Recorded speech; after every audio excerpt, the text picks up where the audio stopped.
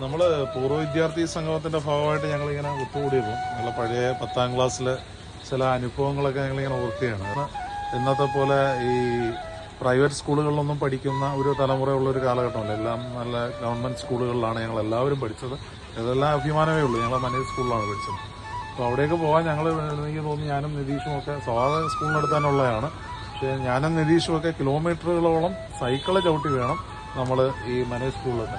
അത് സ്വന്തമായിട്ട് സൈക്കിൾ ഇല്ലാത്തവർ മറ്റുള്ളവരുടെ സൈക്കിളിൽ കയറിയാണ് പോകുന്നത്. ഞങ്ങളുമൊക്കെ ആദ്യം നടന്നാണ് 8 നമ്മൾ 7 വരെ ചുറ്റും സ്കൂളിൽ പഠിക്കുകയും 8 ഞങ്ങൾ നടന്നാണ് ആദ്യ വർഷങ്ങളിൽ പോയത്. പിന്നീട് ഓരോരുത്തർക്ക് സൈക്കിളായി, സൈക്കിൾ ഇല്ലാത്ത കൂട്ടുകാരെ സൈക്കിൾ ഉള്ളവർ കൊണ്ടുവരുന്ന ഒരു കാഴ്ചയുണ്ടായിരുന്നു.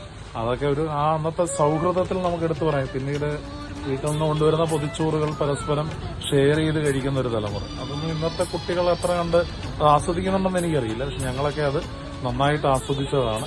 വിദ്യാഭ്യാസ കാലഘട്ടം അധ്യാപകരെ പേടിയോട് നോക്കിയിരുന്നൊരു കാലഘട്ടം. ഇന്ന് പേടികളൊന്നുമില്ല. നിങ്ങളൊക്കെ പഠിക്കുമ്പോൾ ഉള്ളൊരു നമ്മുടെ ഒരു അനുഭവം അധ്യാപകനെ റെസ്പെക്റ്റോടു കൂടി കണ്ടിരുന്നു. അല്ലെ അവരെ കാണുമ്പോൾ തന്നെ നമുക്കൊരു ഭയം തോന്നുന്ന, അല്ലെങ്കിൽ അങ്ങനെയുള്ള പേടിപ്പെടുത്തുന്ന അധ്യാപകരും അവരുടെ ശിക്ഷണത്തിൽ വളർന്നതുകൊണ്ട് ആ രീതിയിലേക്ക് എല്ലാവരും മാറാനും ഓരോരുത്തർ ഓരോ മേഖലകളിൽ ശോഭിക്കും. ഇപ്പൊ നിതീഷ് തന്നെ എനിക്ക് തോന്നുന്നു കരാട്ടെ മാഷായിട്ടാണ്. അതിന്റെ ബ്ലാക്ക് ബെൽറ്റും കാര്യങ്ങളും ഒക്കെ ഉണ്ട്. വേറെ നിരവധി കുട്ടികളെ പരിശീലിപ്പിക്കുന്നുണ്ട്. ഇതുമായിട്ട് ബന്ധപ്പെട്ട് പുള്ളി ഈ മേഖലയിൽ കരാട്ടെ അധ്യാപകൻ കൂടിയാണ്. അപ്പോൾ അദ്ദേഹം നിരവധി മേഖലകളിൽ കുട്ടികളെ ഇതുമായിട്ട് ബന്ധപ്പെട്ട് പരിശീലിപ്പിക്കുന്നുണ്ട്.